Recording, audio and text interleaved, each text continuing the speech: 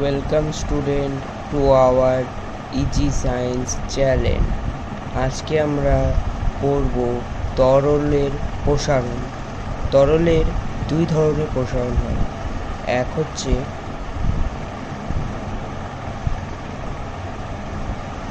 আপাত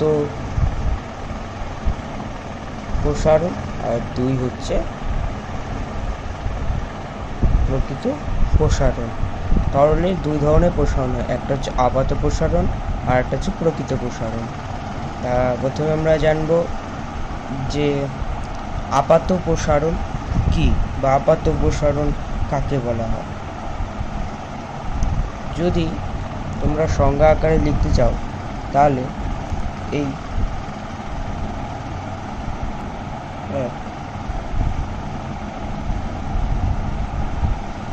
আপাত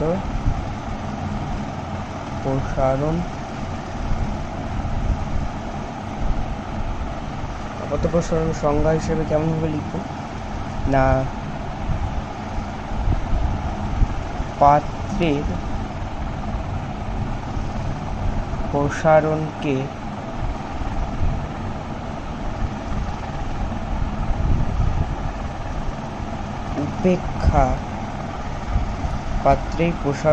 উপেক্ষা করে তরলের যে প্রসারণ পাওয়া যায়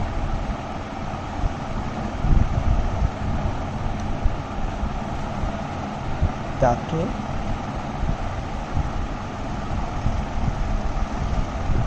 আপাত প্রসারণ আপাত প্রসারণ বলে। তাহলে আপাত প্রসারণ কাকে বলা হয়? আপাত প্রসারণ হচ্ছে, মনে করো এটা একটা পাত্র,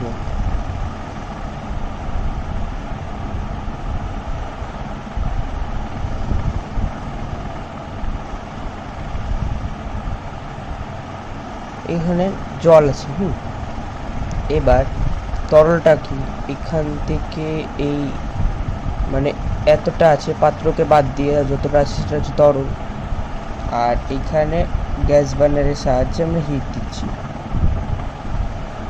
এবার কি হবে, তরলটা কি হবে, তরলটা প্রসারণ হবে। তাহলে তরলের প্রসারণটাকেই বলা হচ্ছে আপাত প্রসারণ, অর্থাৎ পাত্রের প্রসারণ। আচ্ছা, প্রথমে এই গ্যাস বার্নারের সাহায্যে আমরা তাপ দিচ্ছি, এই ধরে নাও গ্যাস বার্নার, এটা ধরে নাও গ্যাস বার্নার, এটার সাহায্যে আমরা কী করছি না তাপ দিচ্ছি। তাহলে প্রথমে কাজ যাবে, প্রথমে এই পাত্রটা গ্রহণ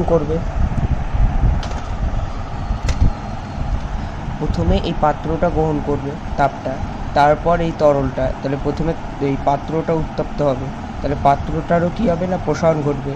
তাহলে এই আপাত প্রসারণে কী বলা হয়েছে, আপাত প্রসারণ হচ্ছে এই পাত্রের যে প্রসারণ সেটা আমরা ধরবো না, পাত্রের প্রসারণের বদলে তরলের যে প্রসারণটুকু হচ্ছে সেটাকেই আমরা বলবো আপাত প্রসারণ।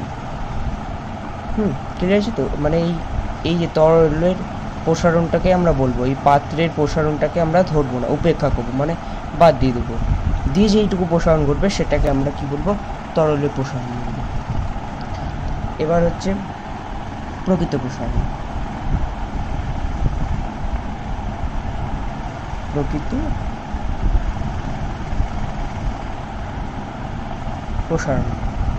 প্রসারণ কি না, প্রকৃত প্রসারণ হচ্ছে তরলের আপাত প্রসারণে সঙ্গে পাত্রের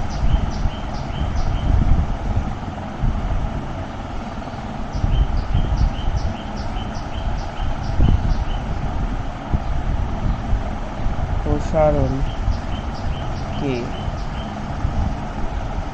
বিবেচনা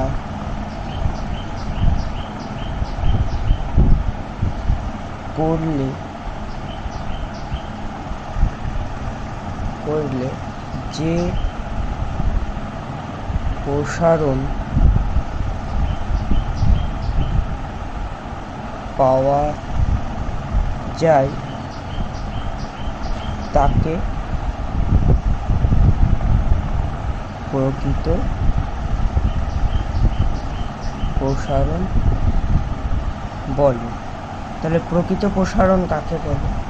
তা প্রকৃত প্রসারণ হচ্ছে এই তরলের এই যে এইটুকু তরলের যে এইটা প্রসারণ করলো, যেটাকে আমরা আপাত প্রসারণ বলছি, সেই আপাত প্রসারণ এবং এই পাত্রের যে প্রসারণ হচ্ছে সেইটাকে, অর্থাৎ দুটো যে মিলে যে প্রসারণটা হচ্ছে সেই প্রসারণকে আমরা বলবো তরলের প্রকৃত প্রসারণ। ক্লিয়ার আছে তো? মনে করো এখানে একটা জল, আমি বাটিতে জল গরম করছি গ্যাসে, তো কি প্রথমে বাটিটা তাপ গ্রহণ করবে, তারপর জলে যাবে তাপটা, তাহলে বাটি তো একটা মানে আগে একটা আকার ছিল, সেটা প্রসারিত হয়ে আর একটু বেড়ে যাবে, দিয়ে সেই বাটির প্রসারণ এবং জলের যে প্রসারণ সেইটাকে আমরা বলবো কি না প্রকৃত প্রসারণ। এবং এই বাটির প্রসারণটা বাদ দিয়ে জলের যেটুকু প্রসারণ হলো সেইটুকু প্রসারণটুকে বলা হয় আপাত প্রসারণ।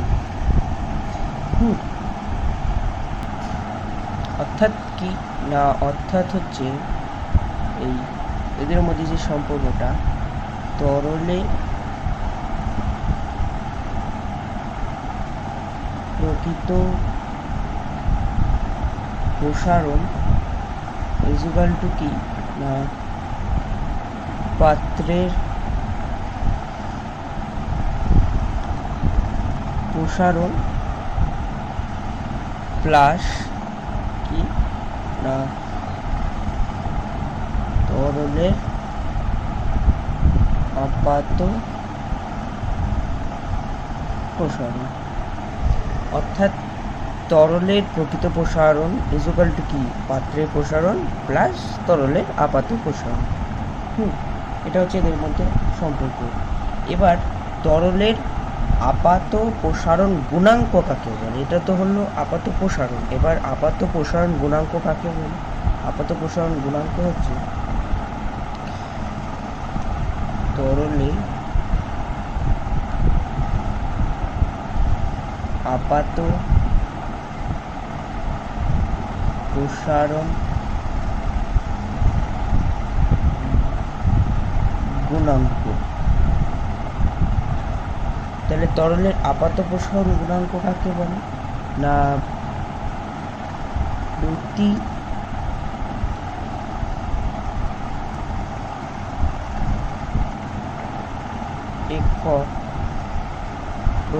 একক উষ্ণতা বৃদ্ধির জন্য কোনো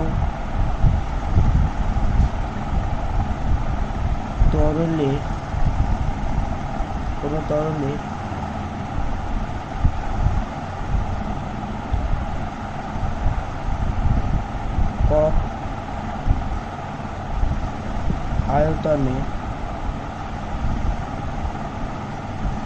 একক আয়তনে যে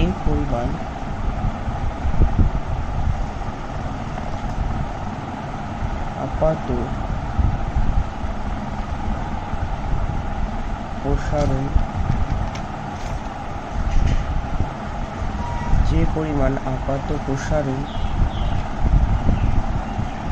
এটা প্রসারণ, যে পরিমাণ আপাত প্রসারণ ঘটে তাকে ওই তরলের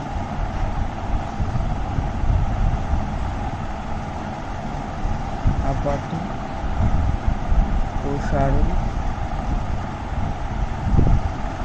গুণাঙ্ক বলে। তাহলে আপাত প্রসারণ গুণাঙ্কটা কি না, আপাত প্রসারণ গুণাঙ্কটা হচ্ছে প্রতি একক উষ্ণতা বৃদ্ধির জন্য কোনো তরলের একক আয়তনে যে পরিমাণ আপাত প্রসারণ ঘটে তাকে ওই তরলের আপাত প্রসারণ গুণাঙ্ক বলে। অর্থাৎ কি না, অর্থাৎ ধরো এই গ্যাসে প্রতি একক উষ্ণতা বৃদ্ধির জন্য, মানে এখানে প্রথমে এক ডিগ্রি ধরলাম আমি, হ্যাঁ, অর্থাৎ 0 ডিগ্রি ধরলাম আমি, এখানে 0 ডিগ্রি ধরলাম। এবার 0 থেকে 1 মানে উষ্ণতা কি বৃদ্ধি করছি, 1 ডিগ্রি বৃদ্ধি করছি। তাহলে বৃদ্ধি করার জন্য এর যে আয়তন, সেই আয়তনে যে আপাত প্রসারণ ঘটছে, সেই আপাত প্রসারণকেই বলা হয় তরলের আপাত প্রসারণ গুণাঙ্ক। আপাত অর্থাৎ ধরে নেও না যে পাত্রেরটা, কিন্তু আমি বলছি এই জলের মনে করো এটা জল বা কোনো তরল পদার্থ, এই তরলের, ঠিক আছে, এর যে প্রসারণটা ঘটছে তাকে তরলের আপাত প্রসারণ গুণাঙ্ক বলে, মানে প্রতি একক আয়তনে। এটা হলো তরলের আপাত প্রসারণ গুণাঙ্ক। এবার তরলের প্রকৃত প্রসারণ গুণাঙ্ক, এবার দেখবো তরলের প্রকৃত প্রসারণ গুণাঙ্ক। তরলের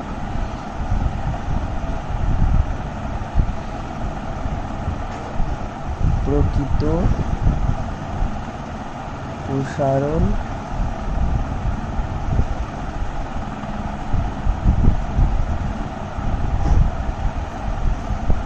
তরলের প্রকৃত প্রসারণ গুণাঙ্ক।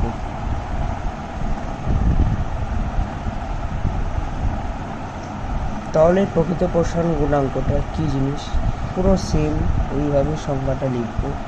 প্রতি একক উষ্ণতা বৃদ্ধির জন্য কোনো তরলে একক আয়তনে যে পরিমাণ, ওখানে আপাত প্রসারণ ঘটে লিখেছিলাম, এখানে প্রকৃত প্রসারণ ঘটে, তাকে ওই তরলের প্রকৃত প্রসারণ গুণাঙ্ক বলে। সে লিখে দিই যে প্রতি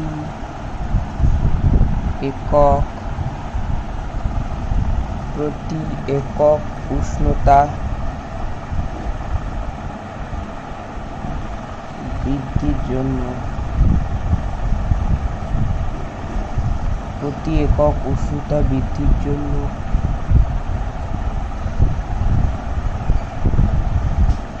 কোন তরলের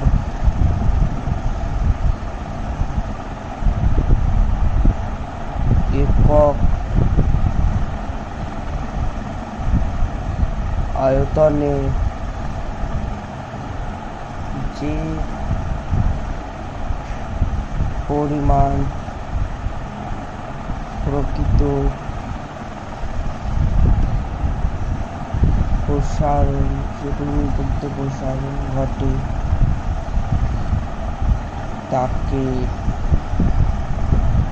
ওই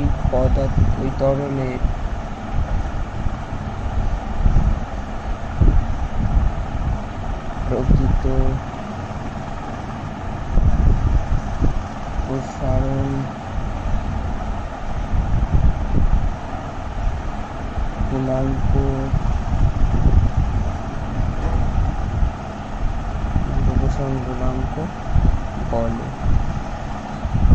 অর্থাৎ কি, ওখানে লিখেছিলাম আপাত আর এখানে হবে শুধু প্রকৃত, বাদ বাকি সবই একই। প্রতি একক উষ্ণতা বৃদ্ধির জন্য কোনো তরলের একক আয়তনে যে পরিমাণ প্রকৃত প্রসারণ ঘটে তাকে ওই তরলের প্রকৃত প্রসারণ গুণাঙ্ক বলে। তাহলে তরলের আপাত প্রসারণ, তরলের প্রকৃত প্রসারণ, তরলের প্রকৃত প্রসারণ গুণাঙ্ক, আপাত প্রসারণ গুণাঙ্ক করলাম। এবার আমরা করব এই তরলের প্রকৃত প্রসারণের কি সম্পর্ক, কি দিয়ে আমরা প্রকাশ করবো, তাই তো। তাহলে এই তরলের প্রকৃত প্রসারণ গুণাঙ্ককে আমরা গামা দ্বারা ডিনোট করি। গামা ইজ ইকুয়াল টু কি, gamma is equal to V2 minus V1 by V1 into T2 minus T1। এই যে এর সাহায্যে আমরা কি করব, এর সাহায্যে আমরা অঙ্কগুলো করব। অর্থাৎ এখান থেকে কি V2 মাইনাস V1 মানে কি প্রকৃত প্রসারণ,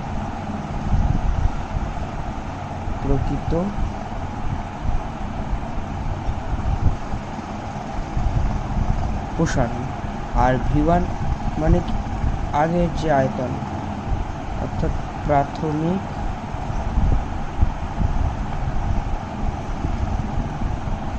আয়তন ইন্টু কি উষ্ণতার বৃদ্ধি, উষ্ণতা বৃদ্ধি।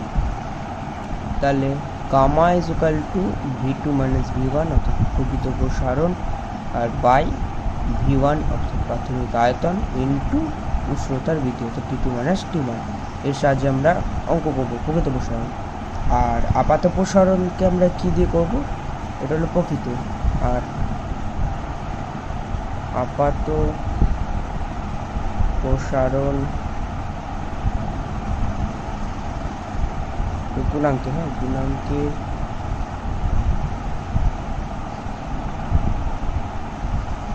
ক্ষেত্রে এবার আমরা দেখব যে আপাত প্রসারণ গুণাঙ্কের ক্ষেত্রে কি, আপাত প্রসারণ গুণাঙ্কের ক্ষেত্রে গামা প্রাই, এটা প্রাই বলে, হ্যাঁ গামা প্রাই বা গামা ড্যাশ চিহ্ন দ্বারা প্রকাশ করবে। এখানে সবটাই যেমন কি ছিল, gamma is equal to V2 minus V1 by V1 T2 minus T1। এখানে শুধু এই বাই বা পাই বা ড্যাশ এটাকে আমরা জুড়ে দেবো। তাহলে V2 প্রাই মাইনাস V1 আর নিচে V1 into T2 minus T1, ব্যাস আর কিচ্ছু পরিবর্তন নেই, সেম। এখানে প্রকৃত ছিল, এখানে আপাত প্রসারণ হবে, আর নিচে হবে প্রাথমিক আয়তন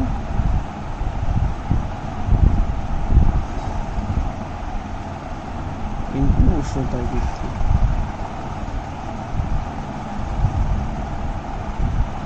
ব্যাস আর কিচ্ছু চেঞ্জ নেই। এইটা এখান থেকে আর একটা রূপ হয়, ওটা দেখিয়ে দিই। এখান থেকে হচ্ছে V2 প্রাই ইজ ইকুয়াল টু কি V1 into 1 plus gamma prime T2 minus T1। এই যে কিছু না, এই V2 এখানে নিয়ে এসেছি, আর এটার সাথে এটা গুণ করেছি, দিয়ে V1টা কমন নিয়ে নিয়েছি, এটার সাথে এটা দিয়ে T2 মাইনাস T1 করে দিয়েছি, ব্যাস আর কিছু না। আর এই এখান থেকে কি আসে, এইখান থেকে এই রূপটা আসে, এখান থেকে হচ্ছে V2 is equal to V1 is equal to V1 into 1 plus gamma T2 minus T1। এখান থেকে আসে এটা, আর এখান থেকে আসে, এর সাহায্যে আমরা অঙ্ক করব। তাহলে একটা অঙ্ক দেখি। আচ্ছা, অঙ্ক করার আগে আর একটা জিনিস দেখি। এবার আমরা পড়ব এই দুটোর মধ্যে, অর্থাৎ এই তরলের প্রকৃত প্রসারণ গুণাঙ্ক এবং আপাত প্রসারণ গুণাঙ্কের মধ্যে সম্পর্ক কি। এবার আমরা সম্পর্কটা জানব। তা এদের মধ্যে সম্পর্কটা কি, না সম্পর্কটা হচ্ছে, আজ আমি লিখে দিই সম্পর্কটা কি। Gamma is equal to gamma prime plus gamma G. এই গামা জি মানে হচ্ছে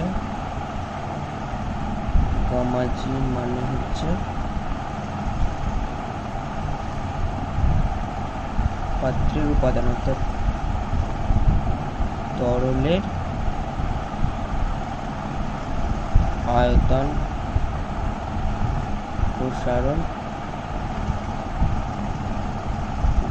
গুণাঙ্ক। এই গামা জি মানে হচ্ছে তরলের মানে আয়তন প্রসারণ গুণাঙ্ক। এদের মধ্যে অর্থাৎ এই গামা মানে কি, না গামা হচ্ছে তরলের প্রকৃত প্রসারণ গুণাঙ্ক। গামা মানে হচ্ছে তরলের প্রকৃত প্রসারণ গুণাঙ্ক। এই গামা প্রায় মানে হচ্ছে তরলের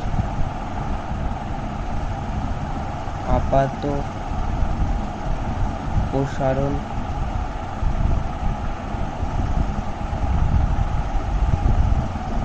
গুণাঙ্ক। আর এই গামা জি মানে তো বলে দিলাম, মানে তরলের এটা প্লাস তরল বলতে পারো বা পাত্রের উপাদান বলতে পারো। পাত্রের উপাদান বলতে হচ্ছে যে পাত্রটা, সে পাত্রের যে উপাদান, অর্থাৎ যদি লোহার হয়, ইয়ের হয়, ও ঠিক আছে, পাত্রের উপাদানের আয়তন প্রসারণ গুণাঙ্ক। এখানে তরল কেটে দিই, এখানে লিখো পাত্রের উপাদান,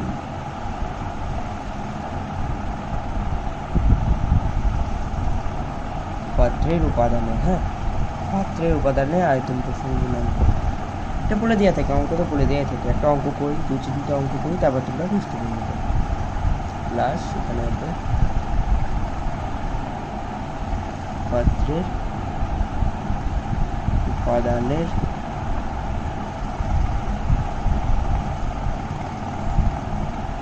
আয়তন প্রসারণ গুণাঙ্ক। তা এই ছিল হচ্ছে সম্পর্ক, যে gamma equal to gamma prime plus gamma G. এখানে গামা হচ্ছে তরলের প্রকৃত প্রসারণ গুণাঙ্ক, গামা প্রাই হচ্ছে তরলের আপাত প্রসারণ গুণাঙ্ক, আর গামা জি হচ্ছে পাত্রের উপাদানের আয়তন প্রসারণ গুণাঙ্ক। তো এখান থেকে অঙ্ক করি, এখান থেকে দুটো অঙ্ক করা যায়। একটা প্রশ্ন দেখি তাহলে, বলে দিয়েছে লোহার পাত্র ব্যবহার করলে কোনো তরলের আপাত প্রসারণ গুণাঙ্ক 18 × 10⁻⁻5 পার ডিগ্রি সেলসিয়াস এবং অ্যালুমিনিয়ামের পাত্র ব্যবহার করলে 14.46 × 10⁻⁻6 পার ডিগ্রি সেলসিয়াস।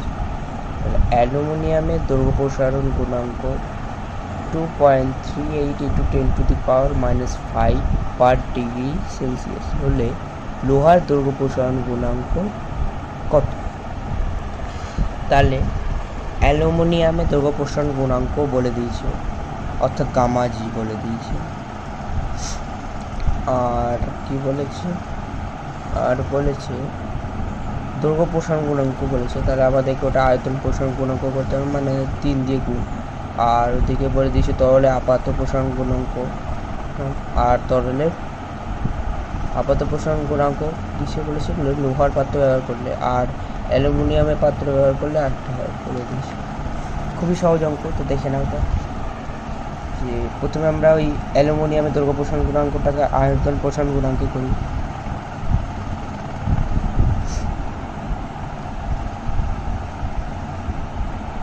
আয়তন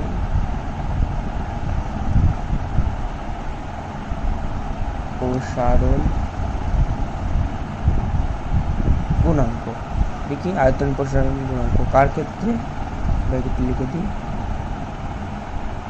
অ্যালুমিনিয়ামের ক্ষেত্রে।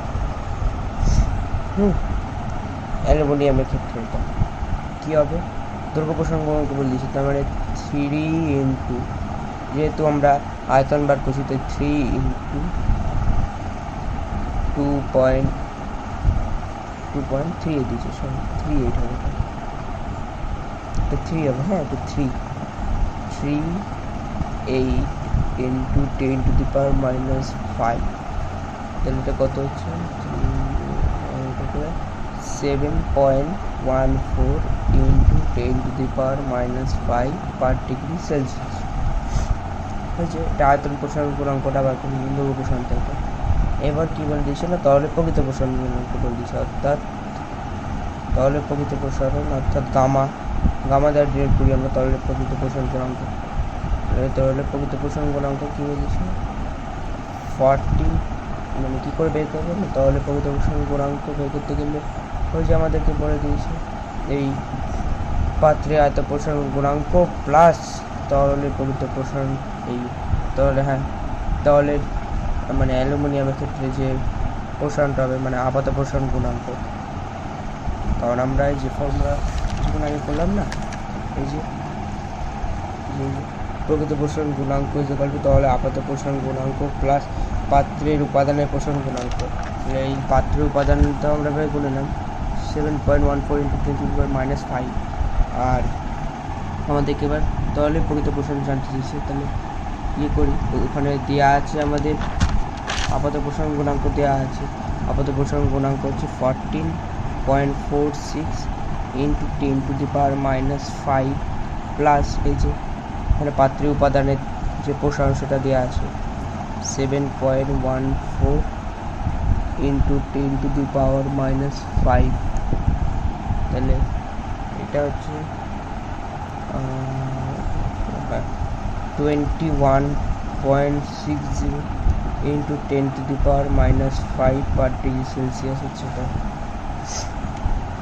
হয়ে গেল।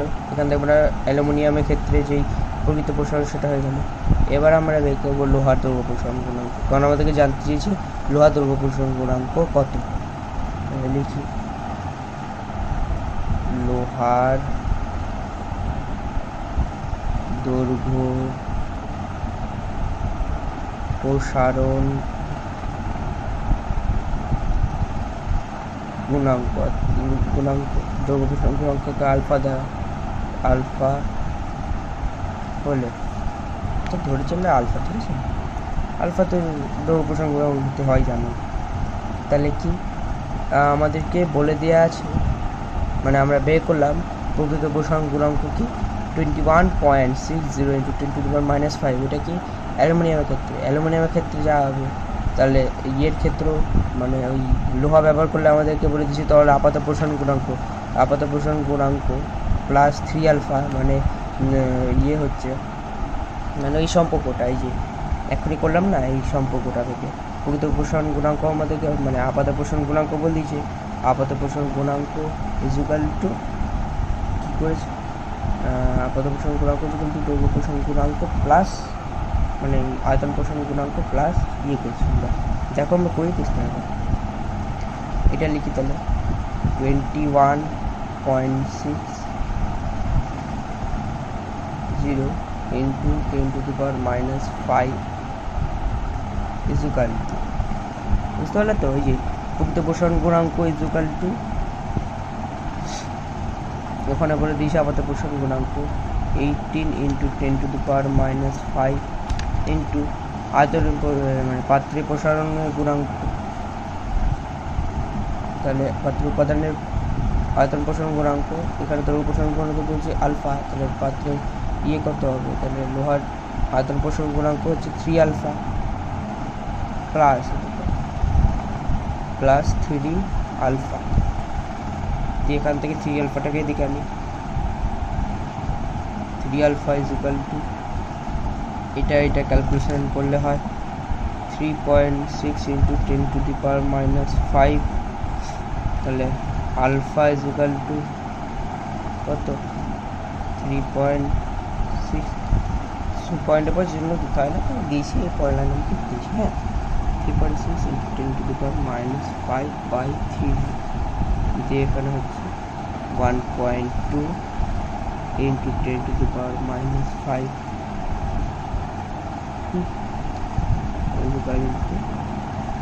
মাইনাস তোমরা -5 রাখতে পারো, এটাও করলে সঠিক দেবে, আবার এরকমও করতে পারো তোমরা 112 × 10⁻⁻। কিছু না, এইখানে 5 আছে, এখানে 6 আর কিচ্ছু করি না, মানে পয়েন্ট আছে, পয়েন্টটাকে উঠিয়ে দিই -6 করে দিচ্ছি, একই ব্যাপার, কোনো আলাদা কিছু না। তোমরা এখানে করে আসলেও যা নাম্বার পাবে, এখানে করলেও তাই নাম্বার পাবে। এই একটা অঙ্ক হলো, আর একটা অঙ্ক দেখি আমরা।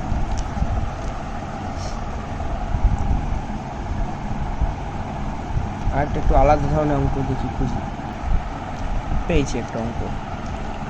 দেখো বলেছে একটি থার্মোমিটারে কুণ্ডের 0 ডিগ্রি সেলসিয়াসের আয়তন 1 সেন্টিমিটার কিউব এবং ওর উপরে নলের ভিতরে প্রস্থচ্ছেদের ক্ষেত্রফল 0.1 মিলিমিটার স্কোয়ার। 0 ডিগ্রি সেলসিয়াসে কুণ্ডটি পারদপূর্ণ থাকে, কুণ্ডটি বলতে ওই থার্মোমিটারে পারদপূর্ণ থাকে। থার্মোমিটারে ফুটন্ত জলে ডোবালে নলের ভিতরে পারদ কত দূর উঠবে, অর্থাৎ এইটা মনে করো থার্মোমিটার। কিছু পুরো প্রশ্নটাকে পড়ুন। নলের ভিতরে পারদ কত দূর উঠবে? পারদের আপাত প্রসারণ গুণাঙ্ক 16 - 5 বা ডিগ্রি সেলসিয়াস। আচ্ছা, এবার ধরো এটা ধরো একটা থার্মোমিটার। এটাকে এখন 0 ডিগ্রি সেলসিয়াসে রেখেছি। এই 0 ডিগ্রি সেলসিয়াসে আয়তন কত বলে দেওয়া আছে না, এর আয়তন হচ্ছে 1 সেন্টিমিটার কিউব। এবার নলের ভিতরে প্রস্থচ্ছেদের ক্ষেত্রফল, অর্থাৎ এই ভিতরে আমি কাটলাম, এখান থেকে কাটলাম, কেটে যে প্রস্থচ্ছেদের ক্ষেত্রফল, সেই ক্ষেত্রফলটা কত বলে দিয়েছে 1.1 মিলিমিটার স্কোয়ার। জিরো, এবার কী বলেছে, এটা 0 ডিগ্রিতে থাকলে, এবং 0 ডিগ্রিতে থাকলে এটা কি না পারদপূর্ণ থাকে, একবারে এখান থেকে এতটা অবধি পারদপূর্ণ থাকে। এটুকু ধরে না মুখটা, ওই মানে থার্মোমিটার যে মুখটা থাকে সে মুখটা এখান থেকে এতটা অবধি আছে। এবার থার্মোমিটারের ফুটন্ত জলে, মনে করো এখানে ফুটন্ত জল আছে, এখানে ডুবিয়ে দিলাম, তাহলে কী হবে? তাহলে মানে এই উষ্ণতা তো বাড়বে, তাহলে পারদ এখান থেকে কতটা উপরে উঠবে সেটা আমাকে প্রশ্নে জানতে দিয়েছে। আর পারদের দৈর্ঘ্য প্রসারণ, পারদের আপাত প্রসারণ গুণাঙ্কটা আমাদেরকে বলে দিয়েছে। খুবই সুন্দর একটা অঙ্ক। তাহলে চলো আমরা করি। এখানে বলেছে কুণ্ডের পারদের আয়তন, অর্থাৎ থার্মোমিটারের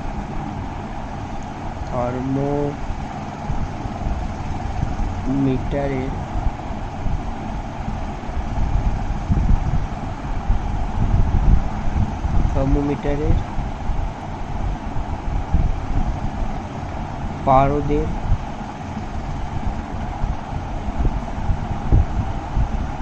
আয়তন, থার্মোমিটারের পারদের আয়তন প্রসারণ ইকুয়াল টু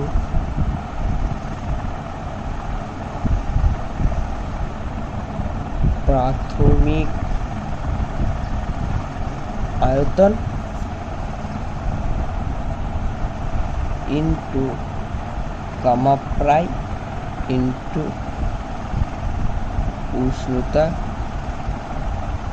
উষ্ণতা বৃদ্ধি। কি লিখলাম এখানে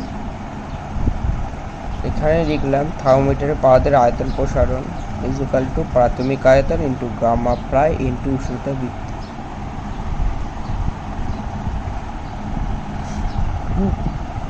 এখানে এইটুকুটা লিখলাম। এবার এখানে মান বসিয়ে দিয়ে আমাদেরকে মান বলে দেওয়া আছে। প্রাথমিক আয়তন কত বলে দেওয়া আছে? আমাদেরকে আয়তন বলে দেওয়া আছে 1 ইন্টু গামা প্রায় কত বলে দেওয়া আছে? গামা প্রায় বলে দেওয়া আছে তোমার আপাত প্রসারণ বলে দিয়েছি 16 ইন্টু 10⁻⁻5। আর উষ্ণতা 0, তো আমরা এটাকে 100 ধরছি। 0 ডিগ্রি সেলসিয়াস স্ফুটনাঙ্ক 100, যেহেতু জলের স্ফুটনাঙ্ক 100 ইকুয়াল টু, কত হলো এটা? এটা হলো 60 ইন্টু 10⁻⁻3। খুবই সুন্দর। এখান থেকে বার চলে গেল, তাহলে কত থাকে? 5 থেকে 2 বার 3 সেন্টিমিটার কিউব। এখান থেকে আমরা কী বাই করে নিলাম না, এখান থেকে থার্মোমিটারের যে আয়তন, অর্থাৎ থার্মোমিটারের পারদের যে আয়তন প্রসারণ সেটা আমরা বার করে নিলাম। তাহলে এতটা আয়তন প্রসারণ হয়েছে। এবার নলের পারদের পরিমাণ কতটুকু আমরা কী করে জানবো? না ওইটা বার করতে হবে, ওটা ধরে নিই। তাহলে ধরি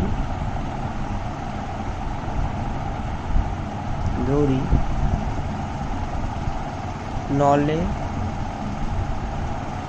পারদ এক্স পরিমাণ আছে। নলের পারদ আছে কত? এক্স পরিমাণ আছে না, উঠবে, মানে ওই আমাদেরকে বার করতে কতটা দিয়েছে, কতটা পরিমাণ পারদ উঠবে। তাহলে এক্স পরিমাণ, তাহলে এক্স পরিমাণ পারদ উঠবে। তাহলে অতএব এক্স ইন্টু 1.0, অর্থাৎ আমাদেরকে বলে দিয়েছে প্রতিচ্ছদের ক্ষেত্রফল। তাহলে 1.0 0.1 0.1 ইন্টু 100, তাহলে কত হচ্ছে এটা?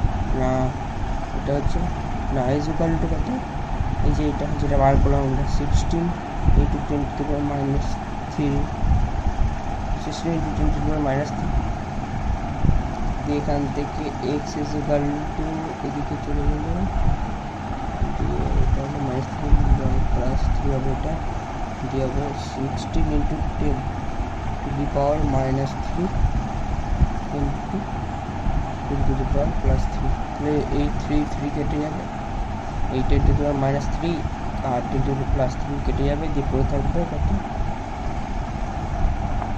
16 সেন্টিমিটার।